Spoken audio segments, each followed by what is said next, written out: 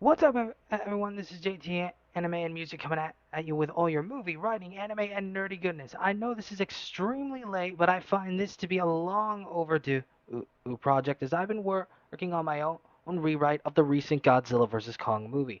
I love the action of the film, but it felt like the most important parts of the story were cut from the film just to make room for more of the action. So I decided to write a story that I think would have made the story better. Now I just want to make clear that I do not claim the story as better because, like I said, it felt like a majority of the story was cut just to make for more action. So I doubt the full version of the writer's story is less than what I've written, and I won't ever claim that my story is better until we know the complete full story of the original Godzilla vs. Kong, and if it's still any good or not. So without further ado, I hope you guys enjoy this rewrite of Godzilla vs. Kong. Chapter 1: The Two Kings. Somewhere on Skull Island, groups of the Iwi tribesmen are being attacked by the Alpha Skullcrawler, which is the last Skullcrawler on Skull Island. After eating a couple people, the Skullcrawler runs into Kong, who is now older, or since the last movie. After a gruesome fight kills the Alpha Skullcrawler, turning Skull Island into a Skullcrawler-free territory. The Iwi tribe cheers for Kong alongside Dr. Eileen Andrews and a deaf Iwi orphan girl named Gia, who were sent by Monarch to monitor Kong. After getting settled, Eileen discusses the mysterious Skullcrawler population drop up with Houston Brooks, a veteran scientist of Monarch. Eileen addresses her concerns, stating that the statistics suggest that many Skullcrawlers have just up and vanished, stating that even newborn Skullcrawlers are nowhere to be found in their burrows. Houston agrees to look into it, but believes that it's just a statistical error and that there's no room for immediate concern. Meanwhile, inside a plant in Pensacola, belonging to the Apex Cybernetics industry, people are working on machines while an engineer named Bernie Hayes is secretly stealing some information on a secret project simply called Project Kiryu. Looking at the schematics of an odd machine until everyone stops to hear a massive stomping, only to realize that it's Godzilla coming to attack the plant for some mysterious reason. As everyone evacuates the plant, we come to a helicopter pad to see a man named Walter Simmons attempting to escape via helicopter, as well as an unknown Japanese man who is looking at Godzilla with contempt in his eyes. Meanwhile, during the attack, Bernie sneaks into a restricted area and discovers a mysterious cybernetic eye that matches the schematics he saw, which he immediately believes is the source of Godzilla's attack. The next day, Addison watches the news in school as the world is branding Godzilla a threat to humanity, leading her to try and convince her father, Mark Russell, that there is something more to Godzilla's attacks, but to no avail. Mark argues that it's been hard to trust Madison ever since she went along with her mother's plan and at Apex to pretty much restart the world by killing all its inhabitants, stating that because of that, Apex became a legitimate company despite their history of terrorism. This causes tension between Mark and Madison, leading Madison to listen to the podcast by Bernie Hayes on exposing Apex Cybernetics and plans on finding him to discover the reason behind Godzilla's attacks. Madison recruits the aid of her friend Josh Valentine, who brought his brother's van and is an expert hacker, who also shows to have a slight crush on Madison. The two then venture off to find Bernie Hayes. Meanwhile, Walter Simmons and the Japanese man, and revealed to be Ren Serizawa, the son of Ichiro Serizawa, who sacrificed himself to save Godzilla during the King of the Monsters event, approaches a scientist named Nathan Lind, a man who studied the theory of the existence of Hollow Earth. Walter hires Nathan to enter the Hollow Earth thanks to their invention, the Heave, a ship capable of protecting itself from the collapsing gravity of Hollow Earth. However, in order to be guided through Hollow Earth, they need a Titan to help them, leading Nathan to find Dr. Andrews, his ex-girlfriend and fiancée of his deceased brother, to gain permission to use Kong as their guide. The next day on Skull Island, Kong wakes up leading to the comical morning scene we see in the original film. This also leads Nathan in arriving on Skull Island and convincing Dr. Andrews to allow him to take Kong off the island. At first, Andrews was not having it, until he brought up the power source, as well as a chance at discovering the origin of Kong's ancestry, and finishing his brother's work. In the end, Dr. Andrews agrees but claims to not be doing it for Nathan. Eileen, however, states that she has someone she has to bring first. We then get a flashback of Gia's happy life in an Iwi village with her parents, until all of a sudden a skullcrawler attacks the village, leading Gia's mother to try and hide her while her father attempts to fight off the skullcrawler. Gia's father would be sadly seen being killed by the skullcrawler, leading Gia's mother to try and distract the skullcrawler in order to lead it away from Gia. Gia's mother would sadly be the next victim to die by the teeth of the skullcrawler. The skullcrawler would then and creepily sneak its head into Gia's house, with Gia just right near it where she's hiding. However, as the skullcrawler gets closer to Gia's hiding spot, a huge roar is heard, followed by a snap as the skullcrawler was pulled outside of the house. Gia goes outside to see the dead skullcrawler at the feet of a huge Kong. Gia then wakes up startled, as the flashback was a nightmare. Just as Eileen and Nathan enter the room. After comforting Gia, Eileen signs to her that they're going on a trip, and Kong is coming with them.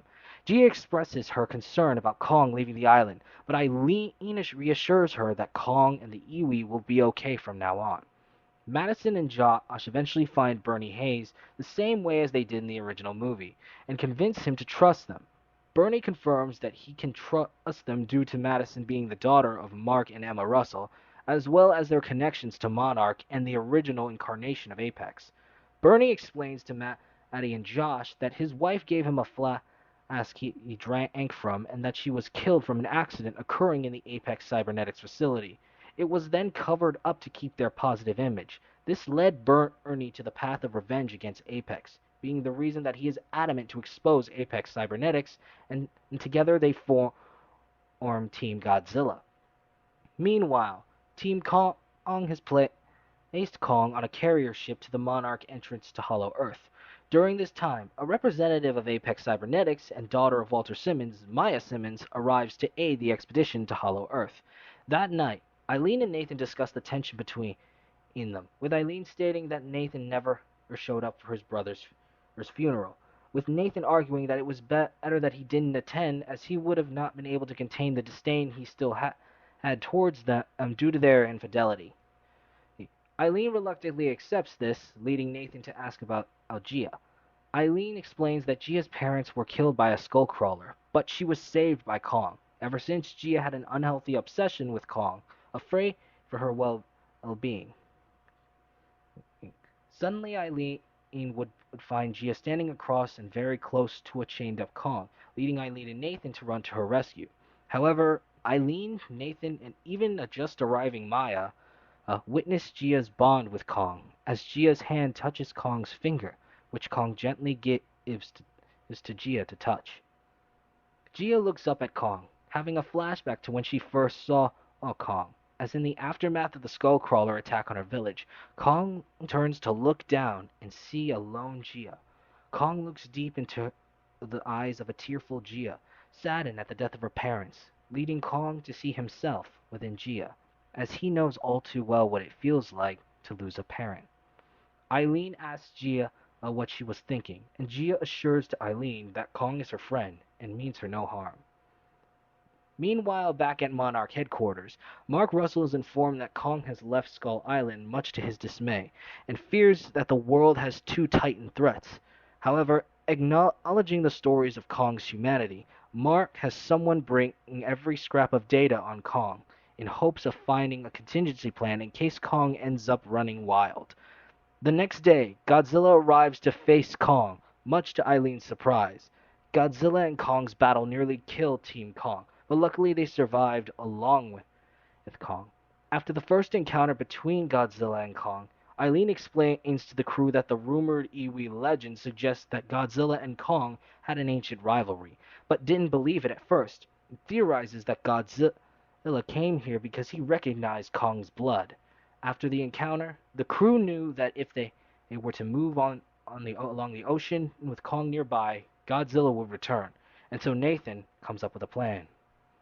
Chapter 2: The Hollow Earth Theory. Meanwhile, Team Godzilla returns to the destroyed Apex facility that Godzilla attacked in order to find the strange machine eye that Bernie saw. However, in the end, they find nothing. but Josh pulls out a radiation sensor, and it leads Team Godzilla to then find an elevator that leads to an underground facility. They end up in a container filled with skullcrawler eggs. The container then locks from the outside and is transported to Hong Kong through a sort of speed tunnel that would get them there in an hour or so. Team Godzilla wonders how Apex Cybernetics could even possess Skullcrawler eggs, as word has spread that Kong killed the last Skullcrawler on Skull Island.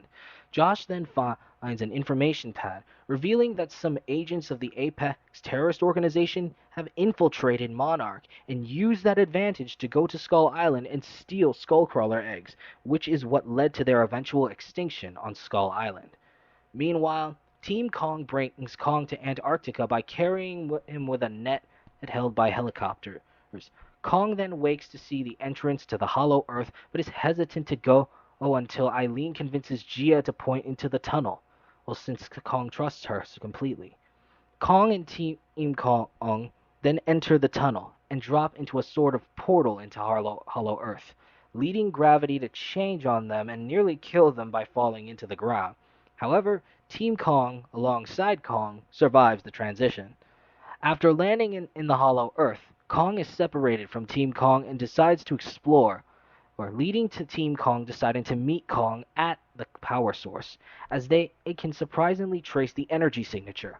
This leads to Kong facing off with the Nezuki Warbats, and afterwards heads toward the power source. Back at Monarch headquarters, Mark Russell is given the file on Kong, but is shocked to learn of a covered-up incident that predates the expedition to Skull Island in the original Kong Skull Island movie, involving a film crew as well as an incident in New York City in the year 1933. The next scene shows Mark Russell arriving at Riker's prison, meeting none other than the cameraman of the crew, Carl Denham, the man who wanted to use Kong for profit as the eighth wonder of the world. Mark asks how they came to encounter Kong, since Kong, timeline-wise, wasn't born back then. Carl then reveals that they believe that King Kong was the last of his kind, but it appears they were wrong, and that the bigger Kong they know is its offspring, revealing that Kong is actually the son of Kong, the very ape that died after falling off the Empire State Building so many years ago. An incident in which seemed to have been covered up by a newly formed monarch, which is the reason Carl and many more were either sent to prison, killed, or were paid off or drafted by Monarch in order to keep their silence onto the existence of Titans. Back at Hollow Earth, Team Kong meets up with Kong at the power source, which is surprisingly a temple theoretically created by Kong's ancestors, and within the temple he finds an ancient axe within the corpse of a skullcrawler. Kong also finds a throne to sit upon, symbolizing his title as king. After Team Kong leaves the Heaves in order to explore the temple, Eileen discovers carvings on the wall, confirming the ancient rivalry between Godzilla and Kong's ancestors. Eileen also finds a carving on the wall, visually explaining that the axe Kong holds is made out of a bone and scale of a Gojirosaurus, the ancestral species name of Godzilla that Monarch came up with, since Godzilla looks like a dinosaur. Chapter 3: The True King. Meanwhile, Team Godzilla arrives in the underground Apex facility and witnesses the finishing build of what looks like a giant robot version of Godzilla. Josh comically points out that it's a mecha version of Godzilla, giving it the title of Mechagodzilla. Josh then pulls out a wave detector that detects a faint signal emitting from the mecha, similarly to the orca that Madison's mother invented. This leads the team to deduce that the signal it's been giving off must be the cause of Godzilla's attacks. Team Godzilla attempts to escape. However, they would enter an empty computer room, allowing Josh to work his hacking skills. After getting through a couple firewalls, Team Godzilla would discover files on all Titans, including Godzilla, Kong, and Project Kiryu. The file on Project Kiryu would reveal mysterious alien-like hieroglyphics, confusing the team.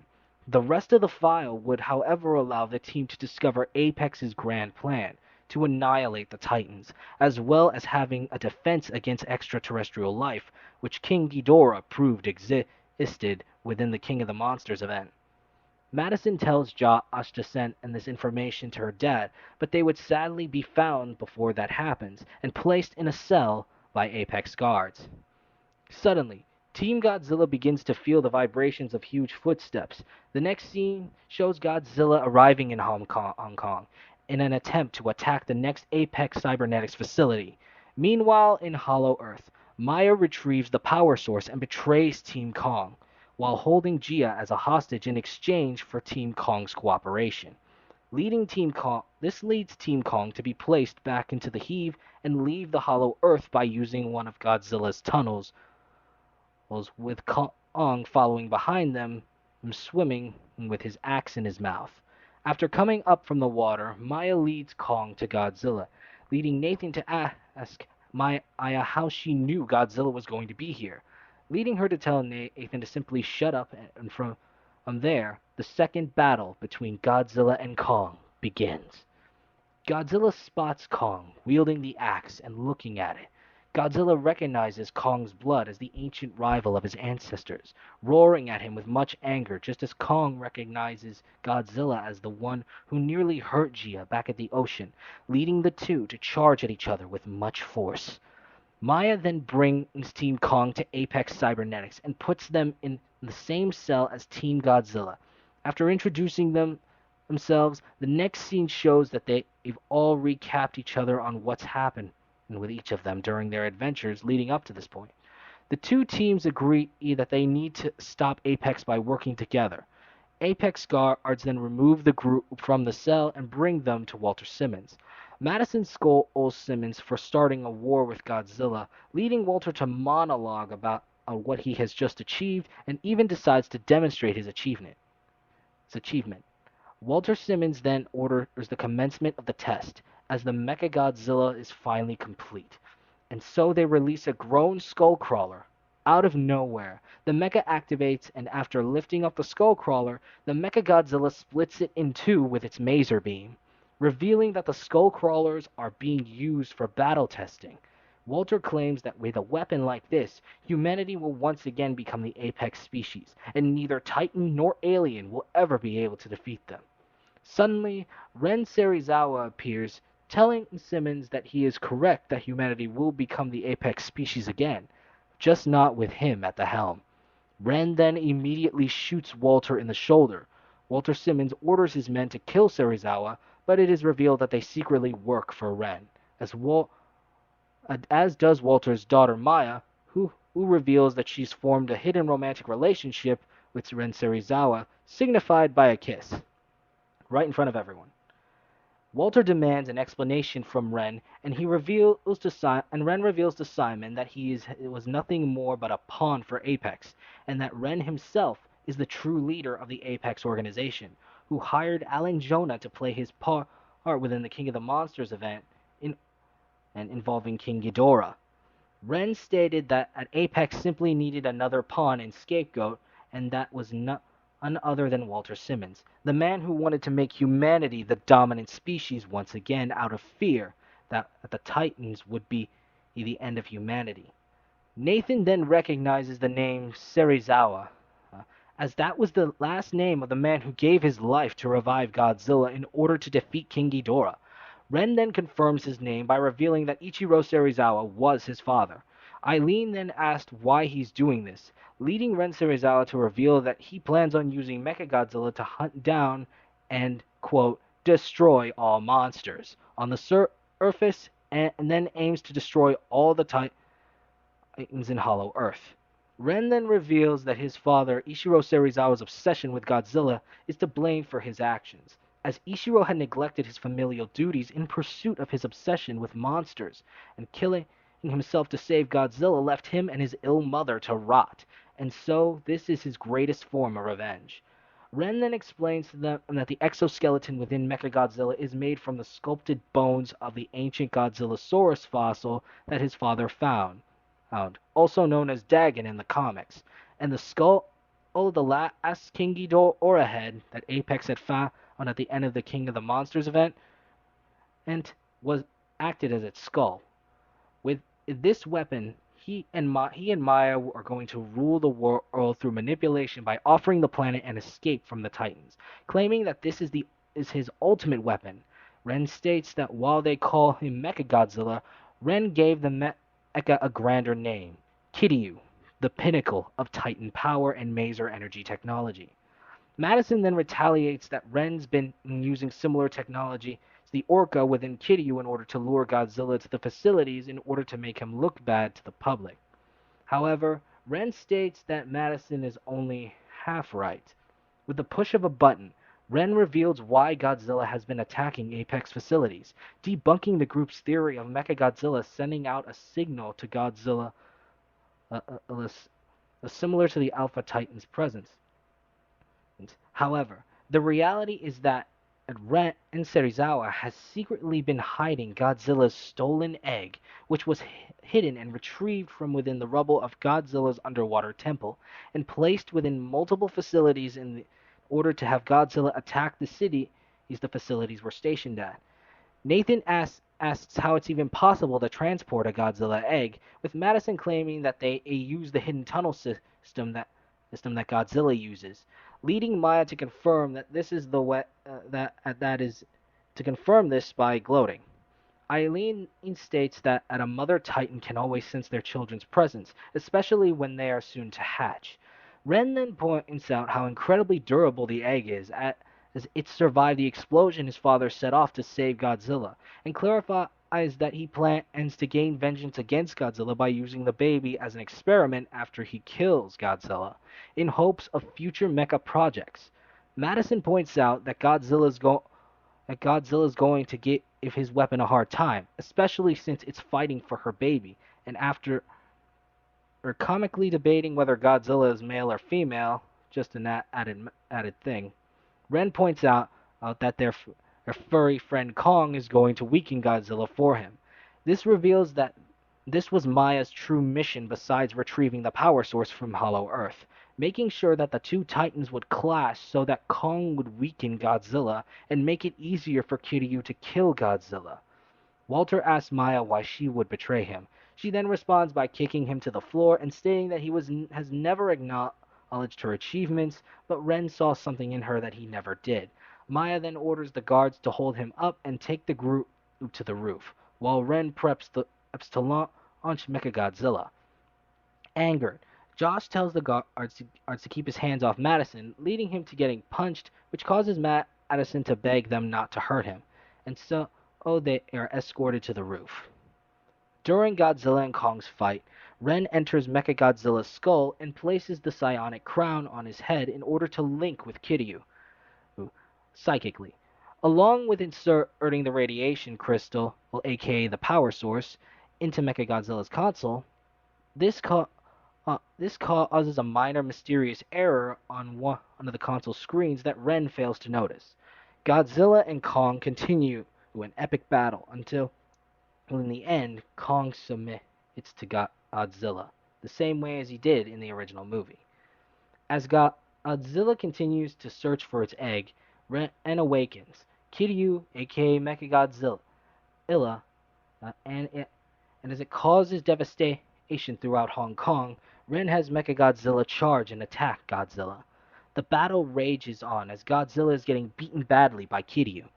As Gia and the group witness that Kong is near death, Gia decides to scream in order to motivate Kong to wake up and be the hero she knows he is.